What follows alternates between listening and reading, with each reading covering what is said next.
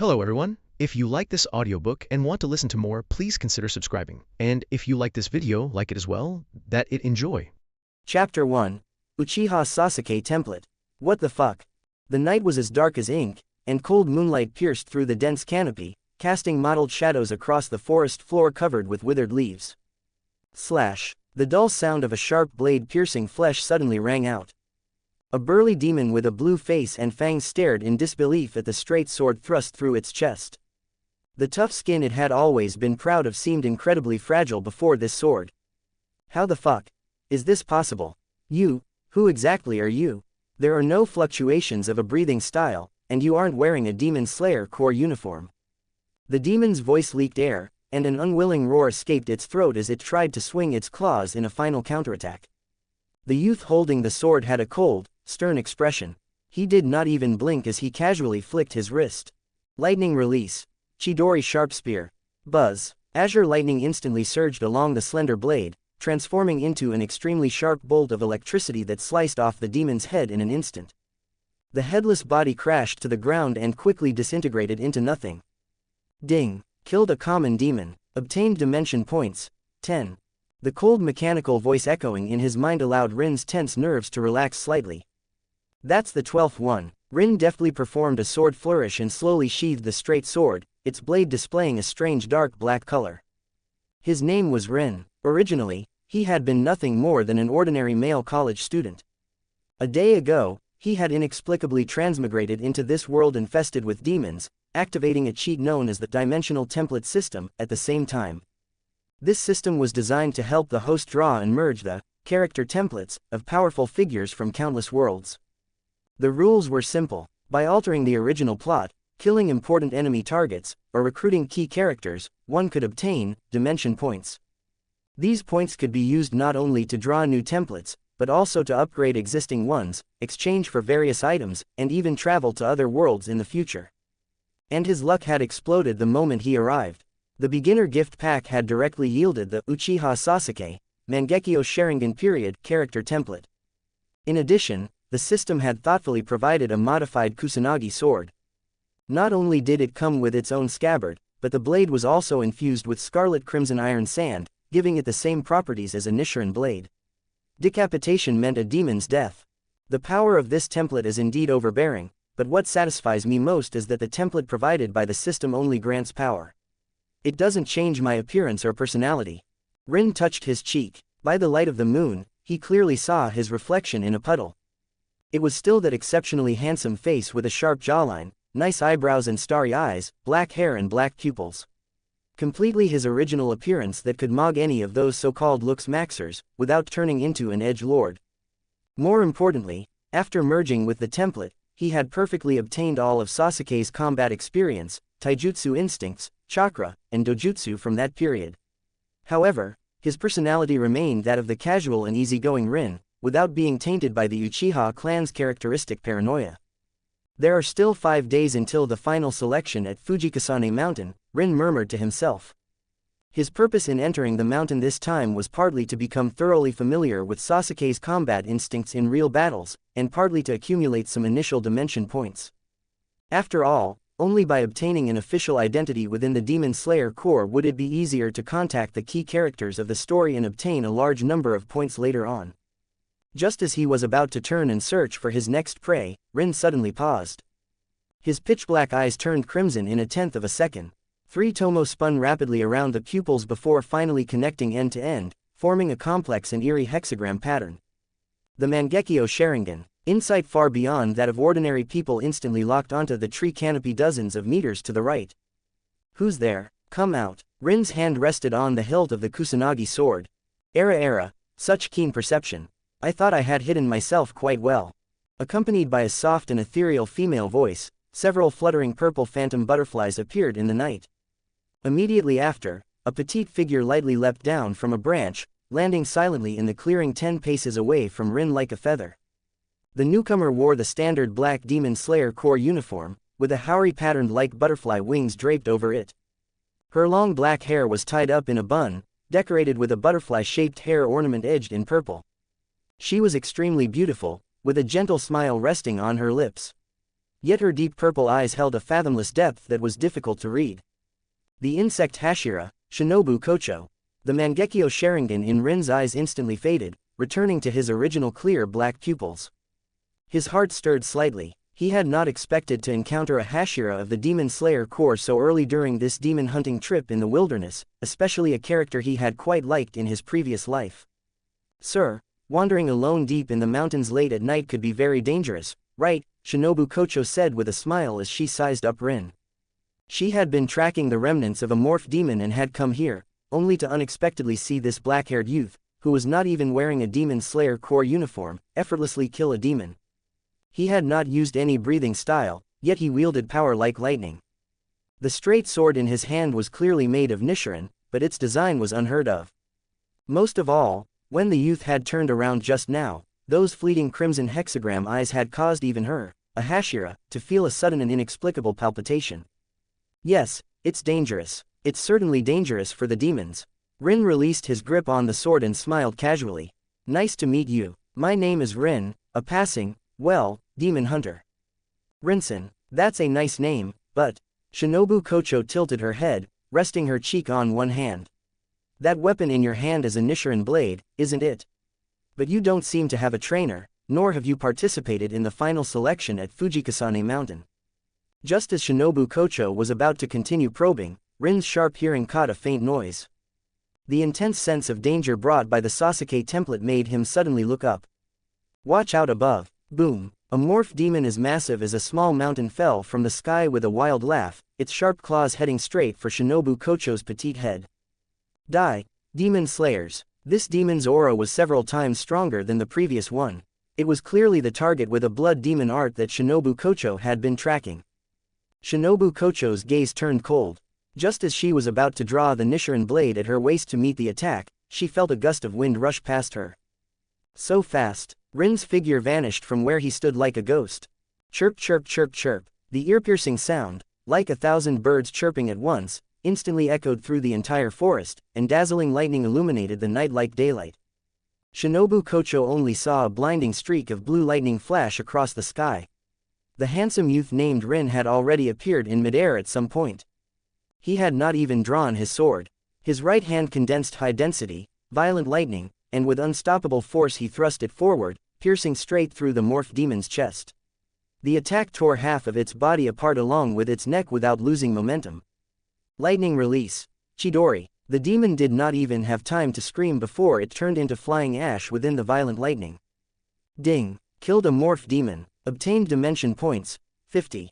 Rin landed steadily and casually shook off the remaining blue arcs of electricity on his hand.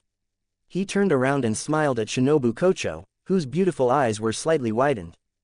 The introduction isn't over yet. My name is Rin, and I'm planning to participate in the final selection at Fujikasane Mountain in 5 days. Please look after me, beautiful lady. Chapter 2, Invitation from the Butterfly. A night breeze brushed past, dispersing the lingering pungent smell of burning in the air. Shinobu Kocho stood where she was, a rare flash of astonishment crossing her purple eyes as her gaze remained fixed on the ashes of the demon scattering across the ground with the wind. As the insect Hashira of the Demon Slayer Corps, she was well versed in pharmacology and toxins. She understood the physical structure of demons better than anyone. Aside from sunlight and nichirin blades forged from iron ore that had absorbed sunlight, nothing could completely kill a demon. This had been an ironclad law of the Demon Slayer Corps for thousands of years. But just now, this young man named Rin had not even drawn a sword.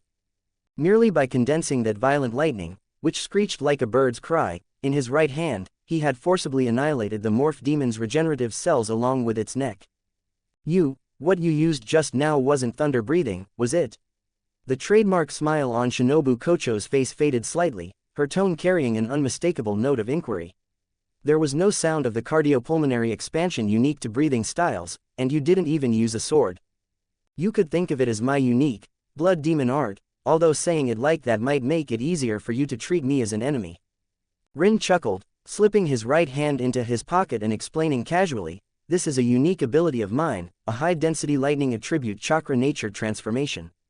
As long as the destructive power instantly exceeds the regeneration limit of a demon's cells and completely destroys its core, killing a demon doesn't necessarily have to rely on a nichirin blade. Chakra. Nature transformation. Shinobu Kocho tilted her head slightly. These completely unfamiliar terms sparked the intense curiosity of this genius in medicine and toxicology. What concerned her even more was Rin's attitude.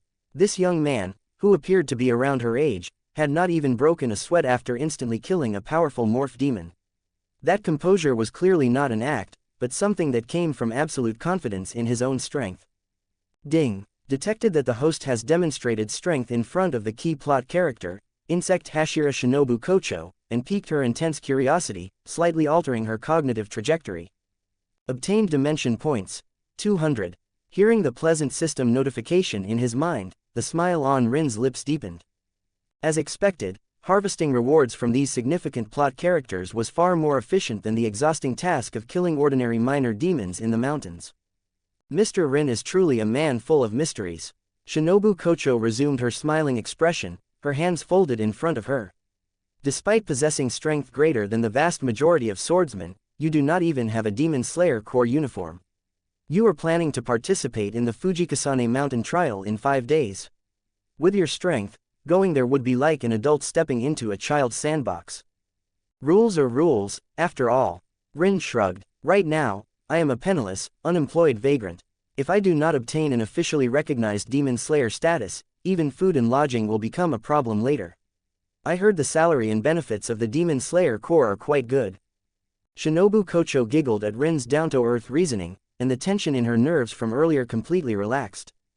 Era, killing demons for a salary. Mr. Rin is honestly quite cute. Since we have met and you helped me deal with a troublesome prey, allow me to host you tonight as thanks. She turned to look outside the forest. The butterfly patterns on her haori seemed to come alive under the moonlight. My name is Shinobu Kocho, the insect Hashira of the Demon Slayer Corps. 30 kilometers from here, there is a wisteria house, protected by the Demon Slayer Corps. I wonder if Mr. Rin would be interested in coming along. An invitation from a Hashira is my honor. Rin nodded readily. Then please keep up, I am quite fast. Before her voice had even faded, Shinobu Kocho's petite body suddenly exerted force, turning into a purple-black afterimage as she nimbly leapt onto the tree canopy and sped toward the distance. She deliberately wanted to test the background of this mysterious young man. Great power and destructive capability were one thing, but when fighting demons, movement techniques, stamina, and speed were equally indispensable. However, after she had been darting rapidly through the forest for more than 10 minutes, Shinobu Kocho glanced back to check, and her pupils could not help but shrink. Rin was not running breathlessly behind her as she had imagined. Instead, he followed 2 meters to her right as if taking a leisurely stroll. Not a single branch snapped, nor did he make any unnecessary noise. His feet seemed to have invisible suction cups attached to them, allowing him to adhere to surfaces with chakra. Each time he lightly tapped a tree trunk, his entire body seemed to defy gravity, gliding forward with lightness and incredible speed. No matter how much Shinobu Kocho increased her speed, Rin always maintained the 2-meter distance, and even the rhythm of his breathing remained perfectly steady. This way of moving, it is practically like a phantom, Shinobu Kocho thought, secretly alarmed. Maintaining this extremely high speed, the two of them arrived in less than half an hour at a traditional Japanese mansion surrounded by blooming wisteria flowers. That was a logistics base for the Demon Slayer Corps, the Wisteria House. We've arrived. Shinobu Kocho landed first and turned to look at Rin. The testing in her eyes had lessened, replaced by a hint of genuine respect. Mr. Rin, although it may be a bit abrupt to say this now, after you pass the Fujikasane Mountain Trial, if you are interested, you can come to the Butterfly Mansion to find me. With your strength and that special chakra ability, Oyakata-sama will surely be very happy to meet you. The Butterfly Mansion, I'll go. It sounds like the kind of place where there would be quite a few cute girls, Rin added half-jokingly. Hearing this, a dangerous yet charming curve formed at the corner of Shinobu Kocho's mouth. Oh, if Mr. Rin goes to the Butterfly Mansion with such a frivolous attitude, you will be turned into a pincushion by my needles coated with paralytic toxin. Paralytic toxin, huh, didn't know you were interested in necrophilia. Rin sarcastically remarked, making Shinobu's forehead twitch. Hey, stop looking at me with those murderous eyes, it was just a joke. Mr. Rin, please don't joke like that, or I'll have to burn you while you sleep. What the, haha, it was also a joke, Mr. Rin. The two walked into the wisteria house while chatting and laughing. After showing the wisteria carving that represented her Hashira status, a warm old lady immediately prepared a sumptuous late-night meal and 2 adjacent high-quality guest rooms for them. Late at night, Rin took a hot bath, changed into a dry yukata, and sat cross-legged on the tatami. He did not rush to rest. Instead, with a thought, he summoned the system's virtual panel. Today, he had not only become completely familiar with the combat feel of the Sasuke template, but had also unexpectedly made contact with Shinobu Kocho. It had been a fruitful day. System, open the panel. Dimensional template system. Host, Rin. Current template, Uchiha Sasuke, Mangekyo Sharingan period. Template synchronization, 100%. Note: the host has perfectly inherited this template's power system, combat experience, chakra, and dojutsu, and is not affected by the original character's personality or appearance. Inherent skills: ninjutsu, lightning release Chidori, Chidori current, Chidori sharp spear, etc. Fire release great fireball, dragon fire technique, etc. Basic 3 jutsu. Dojutsu: Mangekyo Sharingan insight, copying, genjutsu, Amaterasu, flame release, Kagutsuchi, Susanoo. Taijutsu: Uchiha style kenjutsu, Sharingan taijutsu. Dimension points 360. Main story node time until Fujikasane Mountain final selection, 4 days. Chapter 3. Kocho Shinobu's test. In the dead of night. Inside a guest room at a wisteria house. Rin sat cross-legged on the tatami mat, looking at the 360 dimension points on the system panel as he asked casually in his mind, "System, check how many points are needed to upgrade the current template to the Eternal Mangekyo Sharingan." Ding. To upgrade the current template to the Eternal Mangekyo Sharingan period, 50,000 dimension points are required. To unlock more advanced stages such as the Rinnegan, even more points will be required. Please work hard to explore, host. 50,000 points, it seems I still have a long way to go. Rin rubbed his chin and decisively closed the panel. Killing a demon with a blood demon art in one strike only gave 50 points, but causing emotional fluctuations and cognitive changes in Miss Shinobu had earned 200 points. This showed that simply killing minor demons was only a small bonus. Changing the fate of plot characters and causing them shock was the real way to farm points. Early the next morning, Rin pushed open the sliding door, and fresh air carrying the faint fragrance of wisteria flowers rushed toward him. In the courtyard, Shinobu Kocho had already changed into a clean Demon Slayer Corps uniform. Over it, she wore her iconic butterfly-patterned haori and was adjusting the nichirin blade at her waist. The morning light fell on her petite and well-proportioned figure, making her look exceptionally serene. "Good morning, Mr. Rin. Did you rest well last night?" Hearing the sliding door open behind her, Shinobu Kocho turned and greeted him with a smile. "Unexpectedly well. Are you heading out already?" Rin stretched and walked onto the porch in his geta. "It can't be helped. A Hashira's duties are quite complicated, and I have to hurry to the next jurisdiction to confirm the movements of demons," Shinobu Kocho said softly. However, before she could finish her sentence, the geta beneath her feet suddenly exerted force. Shring. Accompanied by an extremely faint sound of a sword being unsheathed, Shinobu Kocho instantly transformed into a nimble purple butterfly, crossing several meters in an instant. The specially made slender nichirin blade, carrying a sharp whistling sound, pointed straight at Rin's throat. It was incredibly fast. This was not a killing blow, but an extremely sharp test at the level of a Hashira. As the insect Hashira known for her speed, Shinobu Kocho was truly curious about Rin's astonishing reaction speed from the night before. She wanted to see whether this mysterious young man, who did not even bother to draw his sword, could keep up with her speed when caught off guard in the morning. However, facing this thrust so fast that an ordinary swordsman could not even see an afterimage, Rin did not even move his shoulders. His originally clear black eyes turned crimson in a tenth of a second. 3 black tomo appeared in his pupils, spinning rapidly. 3 tomo Sharingan, activate. Under the capture of its extreme dynamic vision, Shinobu Kocho's lightning-fast thrust seemed to slow down in Rin's eyes. The contraction of her muscles, the shift of her center of gravity, and even the path of the blade tip slicing through the air were all crystal clear down to the smallest detail. Too slow. Rin gave a light chuckle, tilting his head half an inch to the side with the smallest movement. Swish. The slender blade brushed past his neck, failing to cut even a single strand of hair. At the same time, Rin raised his right hand, his index and middle fingers accurately pinching Shinobu Kocho's blade. Clang! A crisp clashing sound rang out, and time seemed to freeze at that moment. Shinobu Kocho's movement came to an abrupt halt. She instinctively tried to pull back her nichirin blade, only to find it completely immovable. Shinobu Kocho's beautiful eyes widened slightly. Her gaze fixed on Rin's crimson eyes, and her voice carried undisguised shock. "Mr. Rin, your eyes."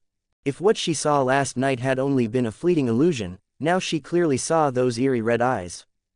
Just being stared at by them gave her the unsettling feeling that all her flaws and intentions were instantly seen through. Most terrifying of all, as one of the fastest among the 9 Hashira, her full-force probing strike had been effortlessly caught by the other party with only 2 fingers. Ding! The host demonstrated the Sharingan's superior insight, greatly overturning the perception of the key character, Insect Hashira Shinobu Kocho. Dimension points obtained. 150. It's just a hereditary ocular technique from my family that allows me to see through high-speed movement trajectories. The crimson in Rin's eyes quickly faded as he released the blade and looked at her with a faint smile. "However, if you greet me like this in the morning, I might take it seriously." Shinobu Kocho sheathed her sword. The shock on her face quickly subsided, returning to her gentle smile, though a deeper sense of awe and curiosity now lingered in her eyes.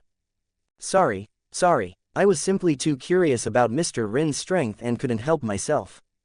After this brief test, Shinobu Kocho's evaluation of Rin rose by several levels. Powerful, mysterious, and completely at ease.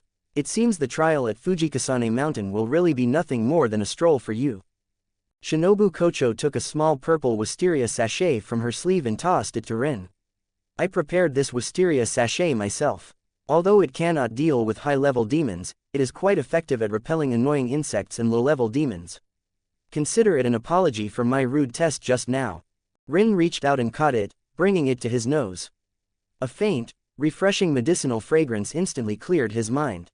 "Thanks. Well, see you later. Good luck in battle. I hope to see you officially wearing the uniform at the Demon Slayer Corps headquarters in a few days." Shinobu Kocho waved her hand, turned, and disappeared into the depths of the forest with a light swoosh. After watching Shinobu Kocho leave, Rin weighed the sachet in his hand and casually tied it to his waist. Rest is over. Time to get down to business. Fujikasane Mountain, the site of the final selection. A large number of demons are kept there year-round for the trials of new recruits. For the current Rin, it was simply a natural, dimension points, ATM. Especially the hand demon who had lived for more than 40 years and devoured Sabito and Makomo. It was definitely a key boss that could drop a large number of points and even affect the perception of the water Hashira, Gyu Tomioka. Rin returned to his room to pick up his Kusanagi sword, then strode out of the wisteria house and headed toward Fujikasane Mountain at high speed. Chapter 4. Now, the hunt begins. Just 6-7 minutes more before I reach it. Swoosh, swoosh, swoosh. After leaving the wisteria house, Rin did not travel on foot like an ordinary swordsman. A power system like chakra is simply dimensional suppression in this world. In the dense forest, a black afterimage moved rapidly between the thick tree trunks. With pale blue chakra attached to the soles of his feet, Rin easily leapt dozens of meters with each jump. The Demon Slayer corpse breathing styles essentially push physical potential to its limit through specific breathing rhythms, briefly granting power comparable to that of a demon. Chakra, however, is different. It is the perfect fusion of spiritual energy and physical energy. There was no need to deliberately maintain total concentration breathing. As long as chakra continued to flow, his speed, strength, defense, and even recovery ability surpassed the ordinary people of this world in every aspect. In less than half a day, a towering mountain shrouded in a vast sea of purple flowers appeared at the edge of Rin's vision. Fujikasane Mountain. Wisteria flowers, which demons find extremely repulsive and even fatal, bloom here all year round. The seniors of the Demon Slayer Corps imprisoned captured demons within this wisteria barrier, using it as the trial ground for the final selection of new recruits. According to the usual procedure, the selection would officially begin in 4 days. At that time, all participants would gather at the foot of the mountain, follow the guidance of the 2 girls from the Ubuyashiki family, and survive in the mountains for 7 days. But Rin stopped at the foot of the mountain, looking up at the steps leading deep into the mountain. A wild and arrogant smile curled at the corner of his mouth. Wait 4 days to enter with a group of newcomers whose hands shake even when holding a sword. I don't have time for that.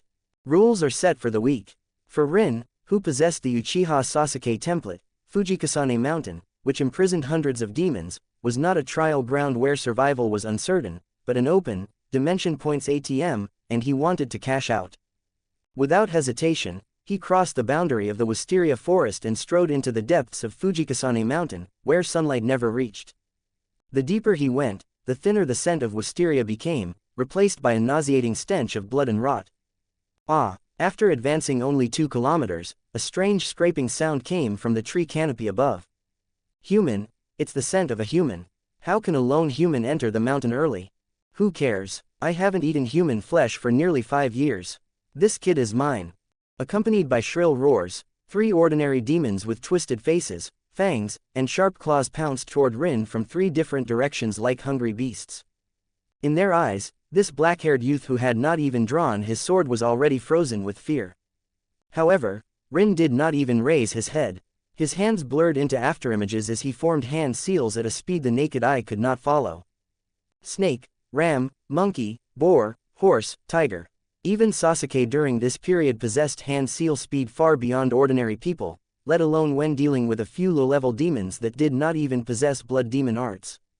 Rin's chest swelled as a massive amount of chakra transformed into extreme heat in his throat. Fire release. Great fireball technique.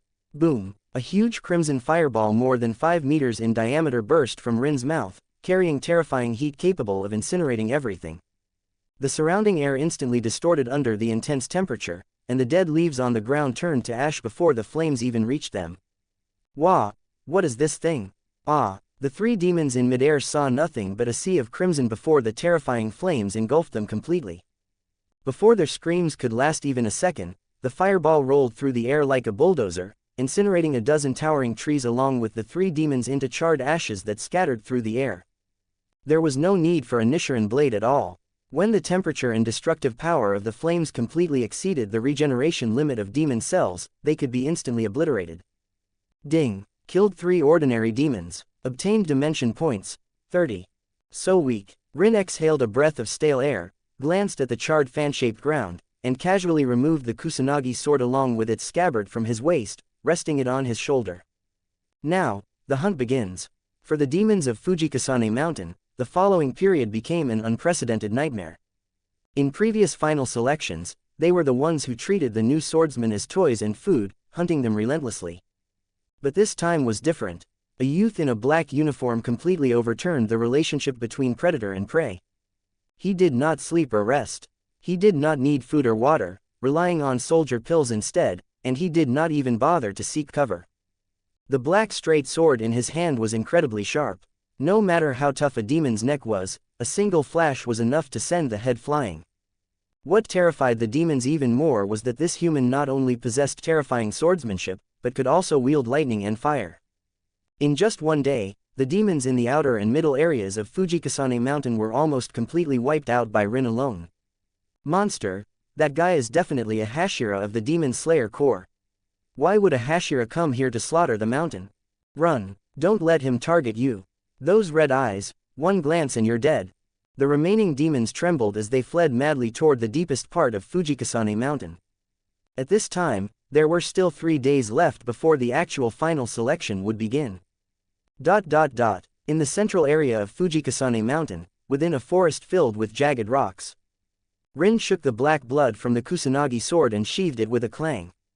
At that moment, the dimension points on his system panel had surged to 1,480. In a single day, he had killed at least 90 demons. Are there none left on the outskirts? Just as Rin was preparing to continue his sweep into the deeper regions, the ground beneath his feet suddenly shook violently. Thump, thump, thump, heavy footsteps approached from the shadows ahead, accompanied by an overwhelming stench. Has this year's Demon Slayer trial already begun? An extremely low, raspy voice sounded. Then a deformed monster, as large as a small mountain of flesh, squeezed out from the forest. Its body was composed entirely of countless thick arms twisted together, its skin a nauseating dark green, with even its neck buried deep within layers of arms. Those huge, bloodshot eyes stared fixedly at Rin, radiating violent killing intent. The true overlord of Fujikasane Mountain, the old monster captured and imprisoned by Uchiha Sasuke more than 40 years ago. The Hand Demon. Chapter 5. You are already under my genjutsu. The Hand Demon's massive body stopped 10 meters in front of Rin. Its large eyes scanned him up and down before it suddenly let out a piercing sneer. He, I thought some Hashira had come in, but it's just a brat who isn't even wearing a uniform. It narrowed its eyes, seemingly searching for something. Hey, brat, where's your fox mask? Aren't you one of that old man Uchiha's disciples? The Hand Demon particularly enjoyed hunting down swordsmen wearing warding fox masks during the selection to take revenge on Uchiha Sasuke. However, facing this grotesque mountain of flesh, Rin's expression did not change in the slightest. Fox mask? Nah, I don't have such a thing. Rin looked at it as if it were a massive pile of non-recyclable trash. It took me quite a while to find you. You're better at hiding than those small demons, you big piece of garbage. You dare call me trash? The Hand Demon flew into a rage instantly. Veins bulged across its twisted face as it roared. Arrogant brat, you have no idea what you're facing. I've eaten 50, no, including you, 51. I've devoured 13 of that old man Uchiha's disciples. That pink-haired brat named Sabito and that girl named Makomo were among them. You should have heard how miserably they cried when they died. He. The Hand Demon tried to use this cruel description to shatter the young man's psychological defenses. In the past, those newcomers would often become so enraged that they lost their reason, leaving themselves full of openings. Unfortunately, it had chosen the wrong person. Oh, is that so? Rin's voice turned cold. He had no particular feelings toward Sabito or Makomo, but he truly disliked hearing such unpleasant noises in front of him. Buzz. His black pupils instantly turned blood-red, with 3 tomo spinning coldly within them. You talk too much. Arrogant brat, I'm going to enjoy your despair-stricken look when I munch on your bones. The Hand Demon roared as its mountain-like body suddenly shot out more than a dozen thick green arms. They sealed off all of Rin's escape routes from every direction and slammed down fiercely. Boom! A dozen arms smashed into the ground, sending clouds of dust and debris flying. He, smashed into meat paste. This is the price for enraging me. The Hand Demon laughed triumphantly. Where are you looking? A slightly mocking voice suddenly sounded above its head. What? The Hand Demon looked up sharply. At some point, Rin had already leapt more than 10 meters into the air. His crimson 3-tomo Sharingan looked down at the Hand Demon's huge eye. The moment their gazes met, the Hand Demon felt a loud buzz in its mind. The world before its eyes instantly changed.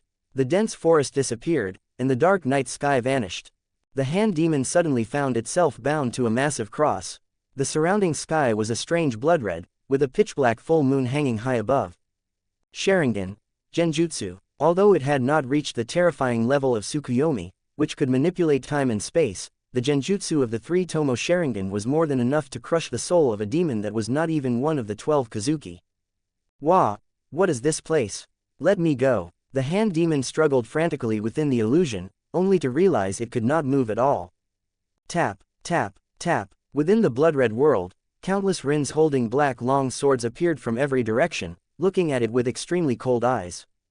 Shut up in despair. Swoosh. As all the Rins swung their swords at the same time, the Hand Demon felt the extreme pain of being sliced 1,000 times within the illusion. Outside, only 1 second had passed. The previously overbearing Hand Demon suddenly let out a shrill scream like a dying pig. Its massive body collapsed to the ground like a heap of mud, and its countless arms clawed wildly at its own body while its eyes bulged outward. Its mind had clearly been completely shattered by the genjutsu. Rin's expression remained indifferent as he hovered in midair and raised his right hand. Chirp chirp chirp. Violent blue lightning erupted in his palm, the piercing sound of 1,000 birds chirping drowning out even the Hand Demon's screams. As chakra surged into it, the mass of lightning instantly elongated and condensed, forming a solid spear of lightning 5 meters long. Lightning release. Chidori sharp spear. Rip. Rin swung his arm down sharply, and the azure lightning spear pierced straight through the Hand Demon's layers of arm defenses without resistance, stabbing into its neck. A flash of lightning cut the thick neck in half instantly. Thud. The Hand Demon's massive head rolled to the ground, and its enormous body rapidly began to break down and dissipate under the combined destruction of lightning release and the Sharingan. Until the moment it turned to ashes, the Hand Demon's eyes, still lying on the ground, remained filled with endless fear of those red eyes. Ding! detected that the host has killed the key hostile target, Hand Demon. This target was the greatest threat on Fujikasane Mountain. Killing this demon has significantly changed the fate of Tanjiro Kamado and others who were originally meant to enter the mountain tomorrow, and has indirectly influenced the storylines of Sakanji Yurokotaki and Gyu Tomioka. Overall rating: extremely high. Congratulations to the host for obtaining dimension points, 1500.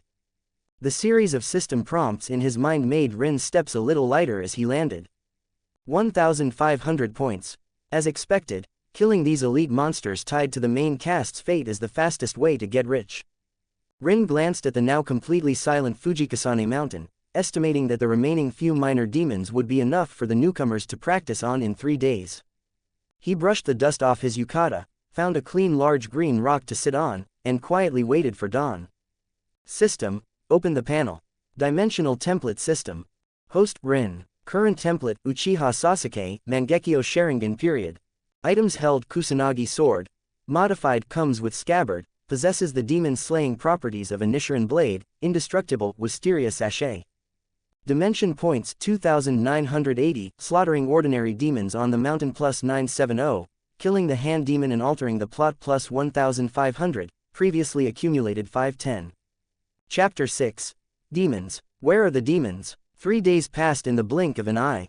As night fell, the sea of wisteria flowers at the foot of Fujikasane Mountain emitted a faint purple glow under the moonlight, isolating the entire mountain range from the outside world.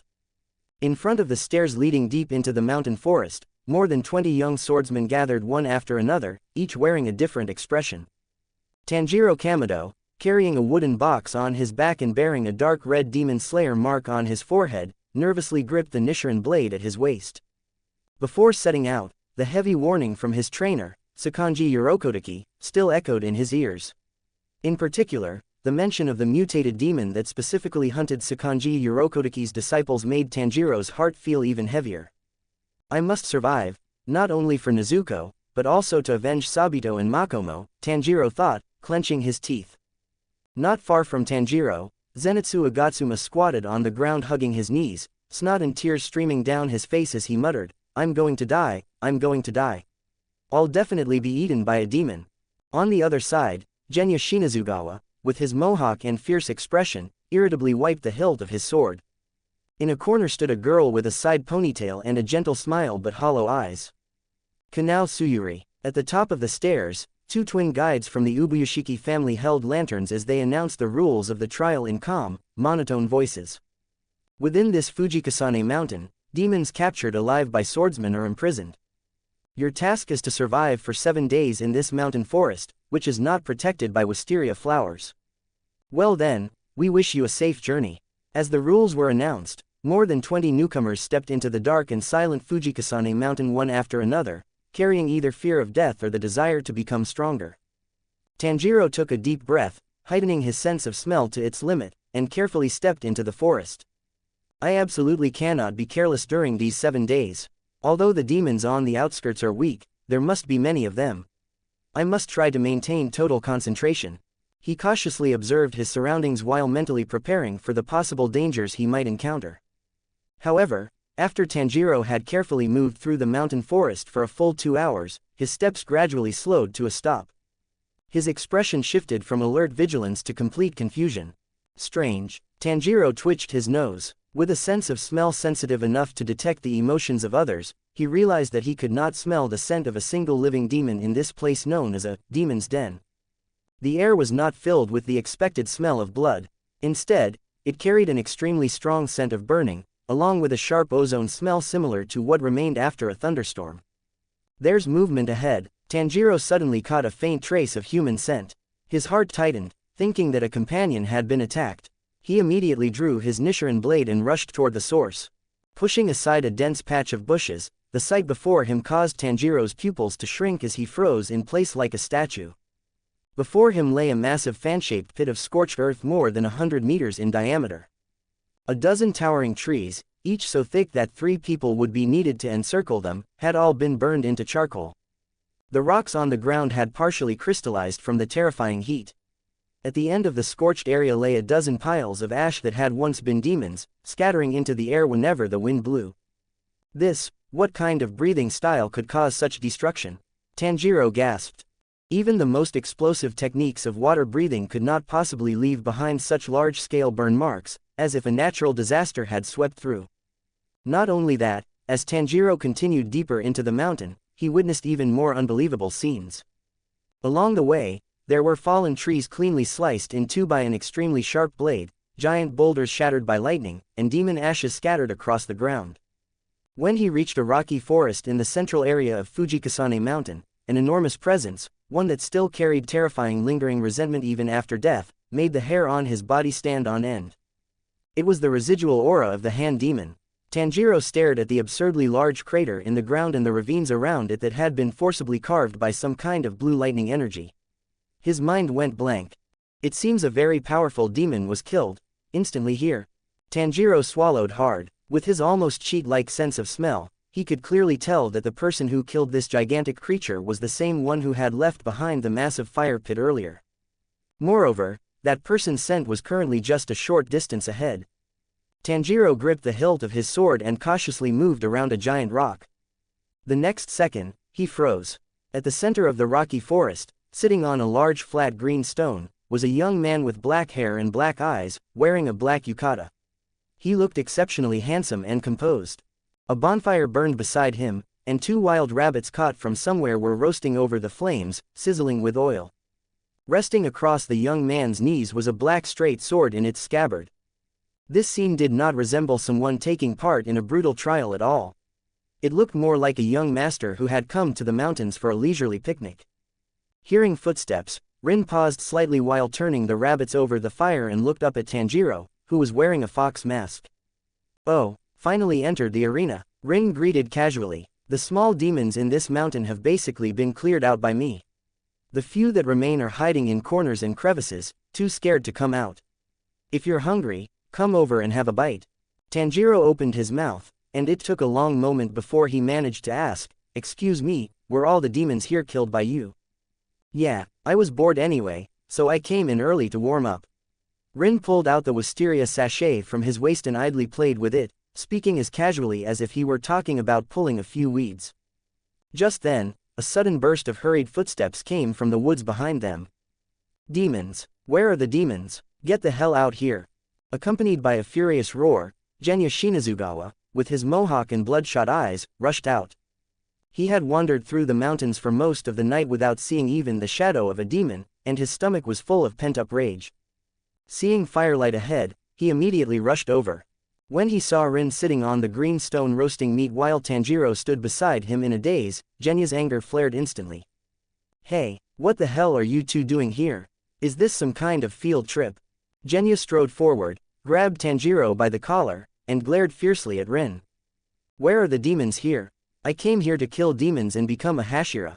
Tell me where the demons are, or I'll beat both of you." Chapter 7. A God Watching from the Abyss. Tanjiro, being honest by nature, quickly explained, This gentleman said that the demons in the mountains have already been killed by him." "Ha, do you take me for an idiot?" Genya released Tanjiro and fixed his sinister gaze on Rin. Looking at Rin's relaxed and carefree posture, he felt deeply insulted. This pretty boy killed all the demons on the mountain. Genya sneered and reached out to grab Rin by the collar. "Stop screwing around and tell me where the demons are hid." However, before his hand could even touch the edge of Rin's clothing, his voice abruptly stopped. Because Rin, still sitting on the green stone, slightly tilted his head and glanced at him. Just a single glance. Buzz. Those originally deep black eyes instantly turned an eerie crimson, with three black tomo spinning coldly within the pupils. Boom. The moment Genya met those eyes, the world before him completely changed. The bonfire vanished. Tanjiro vanished. The entire Fujikasane mountain vanished.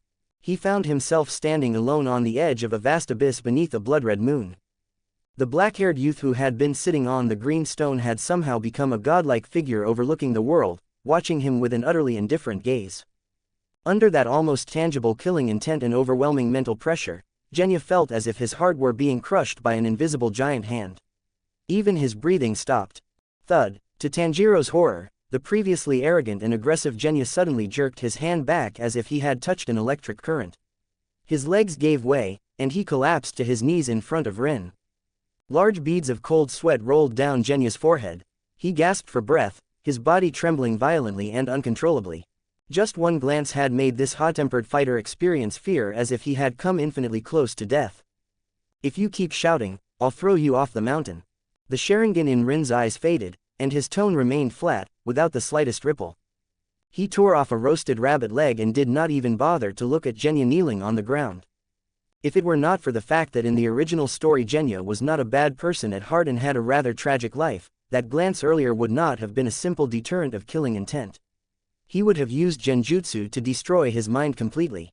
In the tree canopy not far away, Kanao Suyuri, who had been quietly following and observing, tightened her grip on the hilt of her sword. In those purple eyes, usually as calm as a still well, a trace of shock appeared for the first time. She had not even seen how Rin made his move. Ding! Detected that the host has greatly shocked members of the protagonist group, Tanjiro Kamado, Genya Shinazugawa, and Kanao Suyuri. Obtained dimension points, 600. For the newcomers participating in the Fujikasane Mountain Trial, the next 7 days became an unprecedentedly strange experience. There were no intense battles and no desperate escapes. Because all the demons had already been slaughtered before the trial even began by a certain cheat user wielding the Sharingan and ninjutsu. Occasionally, a few minor demons that had survived by hiding underground would appear, only to be easily dealt with by Tanjiro and Kanao. As for Zenitsu Agatsuma, after discovering that staying near Rin was completely safe, he immediately turned into an enthusiastic follower, helping Rin gather firewood and catch wild game every day while calling him Big Brother more affectionately than anyone else. 7 days passed in this strange atmosphere of wilderness survival mixed with picnic camping. On the morning of the 7th day, when sunlight once again filled the wisteria forest on the outskirts of Fujikasane Mountain, the twin guides of the Ubuyashiki family standing before the Torii gate could no longer maintain their usual expressionless faces. In the final selection, having 5 or 6 people survive was usually considered an excellent outcome. But this time, 22 people walked out alive. Moreover, every one of them looked healthy and uninjured. That fellow Zenitsu Agatsuma had even gained 2 pounds from eating. This hardly looked like a life and death trial. It felt more like they had just returned from a mountain vacation. "Congratulations to everyone on your safe return," the white-haired girl said, suppressing the shock in her heart as she began the next step of the process. "Next, please select the Tamahagane to be used for forging your nichirin blades." No one moved. Instead, everyone turned their gaze toward Rin, who stood at the very back of the group, yawning lazily. Everyone knew very well that the only reason they had survived was because this god of slaughter had cleared the mountain in advance. Rin did not bother with formalities and walked straight to the table where the oars were laid out. He already possessed the Kusanagi sword, which naturally had the properties of a nichirin blade, so he did not actually need to forge a new sword. However, he still needed the identity of a demon slayer and the Kasugai crow used for communication. After casually picking up a piece of cold-glinting Tamahagane ore, a pitch-black crow suddenly landed on Rin's head with a flutter. "Ka, Ka, Rin, monster, Rin, monster." As soon as the Kasugai crow landed, it began shouting in its raspy voice. Clearly, this crow had witnessed Rin's slaughter in the mountains over the past few days from the sky. Rin raised an eyebrow and lightly flicked the Kasugai crow on the head with his finger. "Shut up, if you scream again, I'll roast you tonight." The Kasugai crow instantly went silent like a duck with its neck squeezed, obediently closing its beak and even retracting its wings in fear. Ding! Congratulations to the host for completely overturning the results of this final selection and saving a large number of swordsmen who were originally destined to die. Significantly influenced the future effective strength of the Demon Slayer Corps. Obtained dimension points, 2000. Hearing the generous reward notification in his mind, Rin curled his lips in satisfaction. Nearly 3,000 points in a single gain. As expected, harvesting rewards along the storyline was the best approach. Once he received his uniform, it would also be time to contact the Hashira, or even Kibutsuji Muzan himself. Oops, Rini is a little selfish that way. He wanted those points, and it was the best buffet. Chapter 8. A 40-year nightmare ended. The morning sunlight pierced through the thin mist, spilling across the massive Torii gate at the foot of Fujikasane Mountain. As the final selection was officially declared over, the 22 surviving swordsmen each received a Kasugai crow for communication and Tamahagane for forging their nichirin blades, preparing to set off on their journey home. Mr. Rin. Tanjiro Kamado, carrying a heavy wooden box on his back, suddenly stepped forward behind Rin, who was preparing to leave, and bowed deeply. His forehead was almost touching his knees, and his voice was filled with undisguised gratitude and awe. Thank you very much. Tanjiro was an honest person, and his sense of smell far surpassed that of ordinary people. When he entered the rocky forest deep within Fujikasane Mountain, he had not only smelled the unfathomable, abyss-like aura surrounding Rin but also the terrifying resentment left behind by the giant demon that had been reduced to ashes by lightning. Even the lingering scent alone made Tanjiro feel suffocated. He could not even imagine what kind of tragic, one-sided slaughter would have occurred if Rin had not killed that enormous creature with countless arms, which had lived for who knew how many years, before these newcomers who had not even fully mastered total concentration breathing encountered it. His master, Tsukanji Urokodaki, had told him that extremely dangerous demons lurked within the mountain. Tanjiro was certain that the gigantic mutated demon slain by Rin had been the most terrifying existence on this mountain. If you hadn't cleared out that monster and most of the demons in the mountain beforehand, I'm afraid more than half of us would not have made it out alive. I, Tanjiro Kamado, will never forget this kindness. Hearing Tanjiro's words, Genya Shinazugawa, who was standing nearby with his mohawk, let out a cold snort. Although he did not say anything, the look in his eyes as he watched Rin no longer carried the arrogance from 7 days earlier. It had been replaced entirely by deep apprehension. He never wanted to experience that terrifying illusion from the previous night again, the one that had nearly shattered his soul. As for Zenitsu Agatsuma, if Tanjiro had not firmly grabbed the back of his collar, he would probably have already rushed forward to hug Rin's leg, crying and begging to become his subordinate. No need to thank me. I only kill demons to, pass the time. Rin turned and looked at this stubborn future Hashira. If you really want to thank me, then remember to leave the kills to me if you encounter high-level targets like the 12 Kazuki in the future. Leaving behind a remark that left everyone bewildered, Rin did not stay any longer. Chakra instantly gathered at the soles of his feet and exploded outward.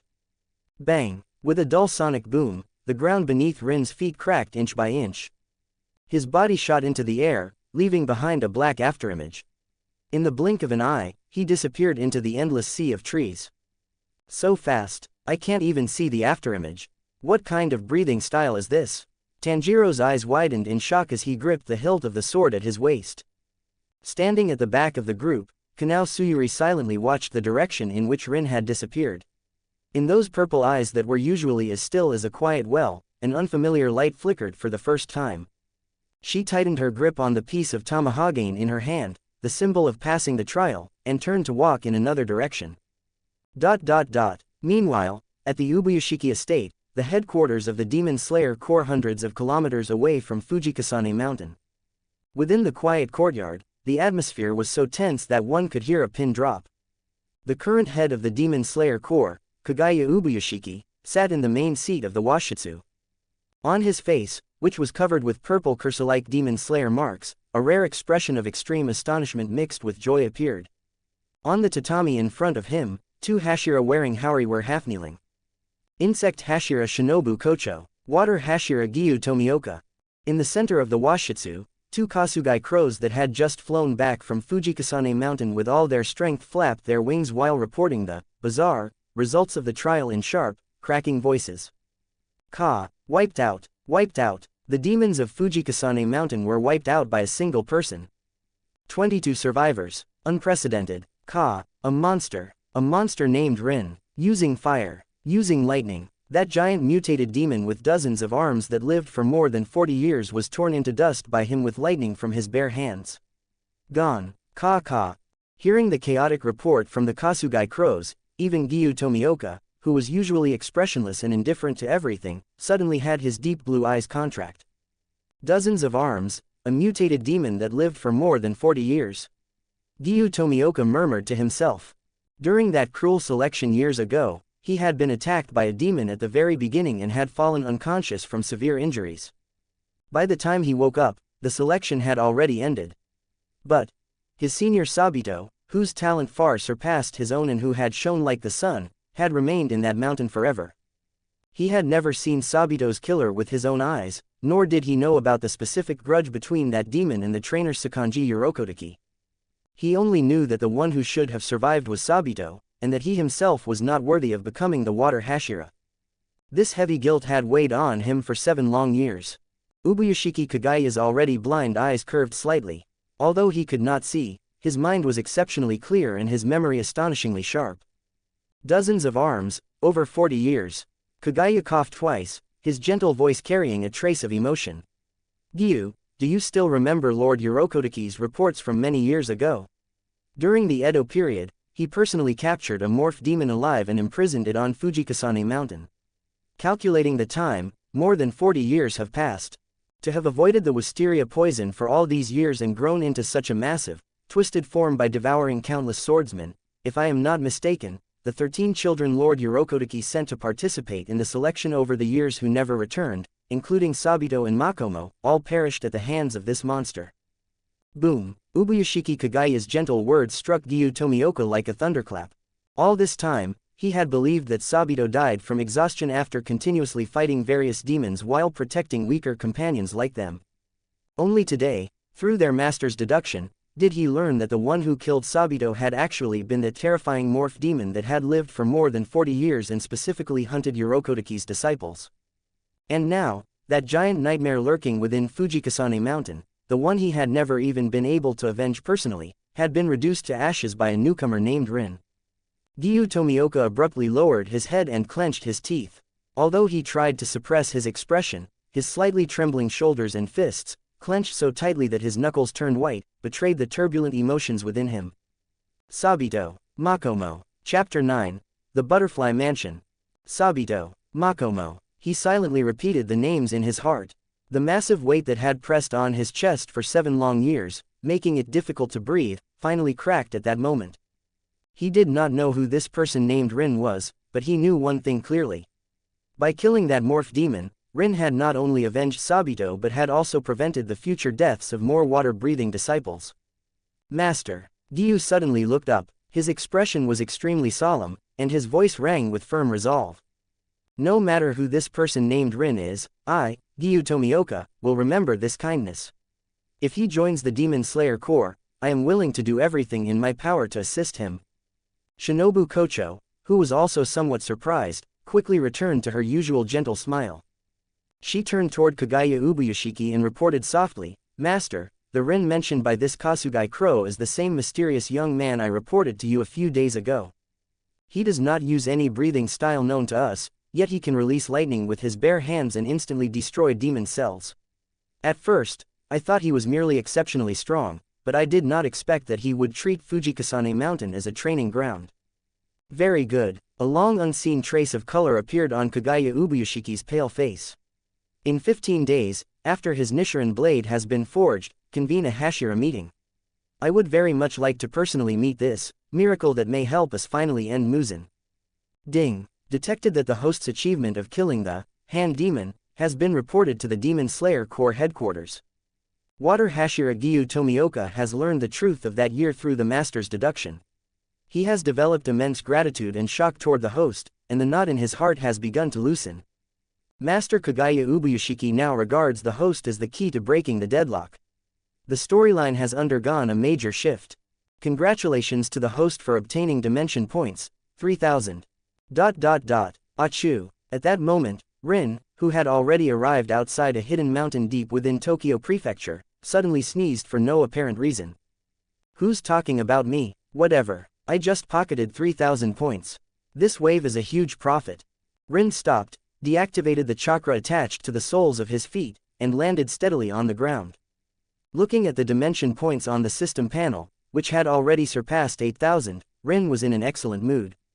Looking up, not far ahead stood a vast manor filled with traditional Japanese architecture, resting quietly in the sunlight. Delicate butterfly patterns were carved into the walls of the manor, and the courtyard was filled with various plants that emitted unusual medicinal fragrances. This was the logistics and medical base of the Demon Slayer Corps. The Butterfly Mansion. Rin did not climb over the wall like a certain white-haired flashy man. Instead, he walked to the main gate like a normal visitor and reached out to knock on the door knocker. Creak. The door opened slightly, and a girl with twin tails wearing a nurse's uniform and a somewhat serious expression peeked out. Aoi Kanzaki, may I ask who you are? This is the exclusive medical institution of the Demon Slayer Corps.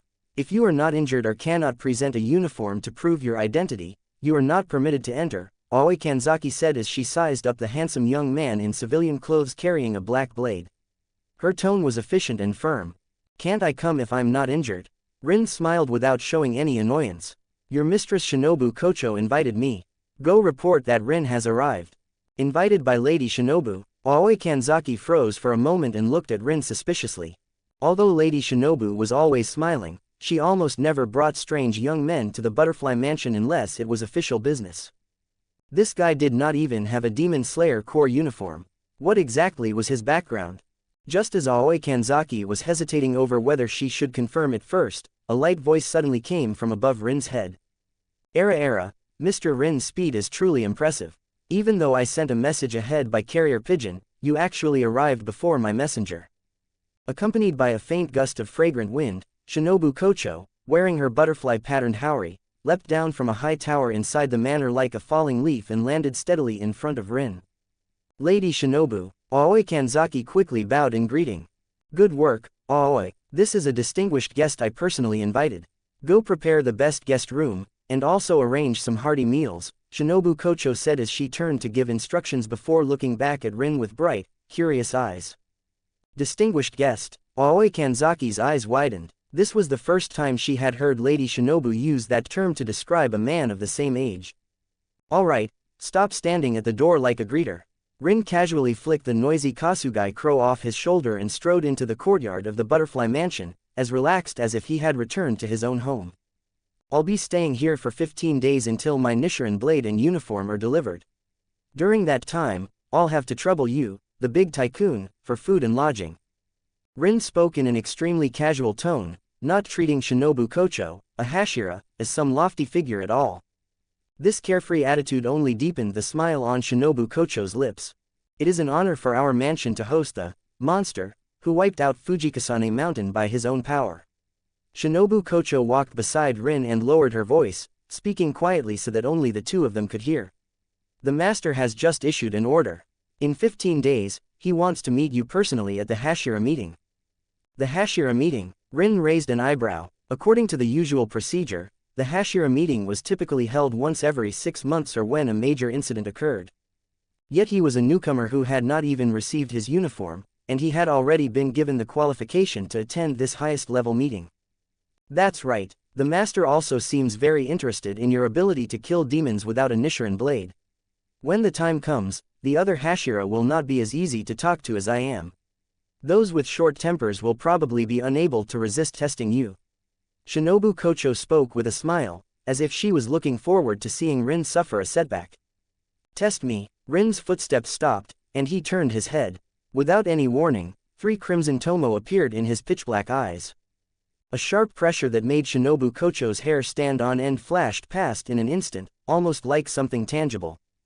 Then they had better prepare medicine for bruises and injuries in advance. I do not mind giving these so-called strongest swordsmen a few free lessons in taijutsu on my first day after joining the corps. Leaving behind that extremely arrogant remark, Rin walked straight toward the guest room. Shinobu Kocho stood there stunned for 2 full seconds before she covered her mouth and chuckled. He really is an arrogant and charming fellow. Meanwhile, Kanao Tsuyuri, who had just arrived at the gate of the Butterfly Mansion to report her mission, happened to witness this scene. She looked at Rin's tall, V-shaped back, then at her master's smile that carried a hint of unusual warmth, and clutched the coin in her hand somewhat blankly. Chapter 10. Shinobu wants to dissect him. Early morning at the Butterfly Mansion, the air was filled with the faint scent of herbs and the fragrance of wisteria flowers. 3 days had passed since Rin moved into this highest-level medical and logistics base of the Demon Slayer Corps. During these 3 days, his routine had been so regular it was almost outrageous, eating, sleeping, occasionally finding a deserted corner in the backyard to increase his skill proficiency, and spending the rest of his time basking in the sun on the veranda. Ah, you guy, just how much are you going to eat? In the dining hall, Aoi Kanzaki, with her hair in twin tails, held an empty wooden bucket as large as a washbasin while looking at Rin sitting across from her with a face full of exasperation. Another bowl, please. Extra katsuobushi. Thank you, Rin said casually as he set down the 7th empty bowl he had stacked in front of him. After merging with Uchiha Sasuke's template, although the amount of chakra in his body was enormous, refining chakra required an extremely large amount of physical energy as support. Simply put, his current appetite was roughly equivalent to that of 3 adult men. Do you think this is a refugee camp? Shinobu-sama clearly said you were a guest, but what kind of guest eats like a starving demon reincarnated? Aoi complained angrily, though she still turned toward the kitchen to fetch the 8th bowl of rice. Nearby, the 3 little nurse girls of the butterfly mansion, Kyo Terauchi, Sumi Nakahara, and Naho Takada, hid behind the door pillars, blinking their big eyes as they peeked at this handsome but extremely voracious big brother as if he were an alien. After eating his fill, Rin held a cup of hot tea and leisurely walked to the backyard of the butterfly mansion. Sunlight filtered through the dense canopy, casting dappled shadows across the ground. Under a nearby corridor, Kanao, with her hair tied in a side ponytail, sat quietly on the wooden floor. In her hand was a specially made copper coin. Her calm purple eyes gazed toward the sky, and it was impossible to tell what she was thinking. Suddenly, Kanao seemed to sense Rin approaching. She looked at Rin, then at the empty space beside her, seemingly hesitating over whether she should greet him. Her thumb flicked lightly, tingly. The copper coin flipped into the air, tracing a graceful arc. She was accustomed to using a coin toss to make choices she could not decide for herself. Heads meant greeting him, tails meant ignoring him. However, before the coin could fall back into her palm, a long, strong hand suddenly reached out from the side. 2 fingers precisely caught the rapidly spinning coin in midair. Kanao's usually blank expression finally showed a trace of surprise. Leaving your will to a cold piece of copper. Don't you think that's a bit too careless? Rin casually pulled over a small wooden stool and sat down across from Kanao. He spun the coin twice on his fingertip, then flicked it lightly. The coin landed steadily on Kanao's skirt. A person's heart is always growing. If you don't want to talk, then don't. If you want to sit quietly, then sit quietly. If even something as small as deciding whether to greet someone has to be left to a coin, wouldn't life be too boring? Rin took a sip from his teacup, not caring whether Kanao responded as he continued speaking casually. The talent in your eyes is quite good. Your dynamic vision is excellent. You have good potential for sword training. Don't waste your energy on this boring coin-tossing game. After leaving those words behind, Rin stood up and walked toward the infirmary without looking back. Kanao stared blankly at the coin resting on her skirt, then looked up at Rin's relaxed, carefree back. For some reason, the man's casual words had felt like a stone thrown into the still water of her heart, creating ripples that refused to fade. She slowly reached out and tightly gripped the coin in her palm. Deep within those hollow eyes, it seemed as though something was quietly beginning to break through the surface. Ding! The host's casual words touched the closed heart of Kanao Suyuri, planting a seed that may change her fate in advance. Obtained dimension points, 300. Butterfly Mansion, high-level infirmary. When the door was pushed open, a thick scent of disinfectant mixed with wisteria flowers drifted toward him. Shinobu Kocho was wearing a white medical coat over her black Demon Slayer Corps uniform. She stood in front of a workbench filled with various glassware and test tubes, concentrating on preparing a pale purple liquid. Hearing footsteps, Shinobu Kocho turned around, her face immediately brightening with her signature gentle smile. Rinsen, have you had breakfast? Aoi was just complaining to me that you're about to eat up an entire week's worth of the Butterfly Mansion's rations. Can't be helped, I burn a lot of energy. Rin sat down without ceremony. I heard from Aoi that you have something for me. Yes. Shinobu Kocho set down the test tube and walked over to Rin, looking at him with a smile. I'm very curious about that power of yours called chakra. Not only does it give you physical strength that surpasses demons, but it also allows you to release lightning. As the medical head of the Butterfly Mansion, may I perform a small, physical examination on you?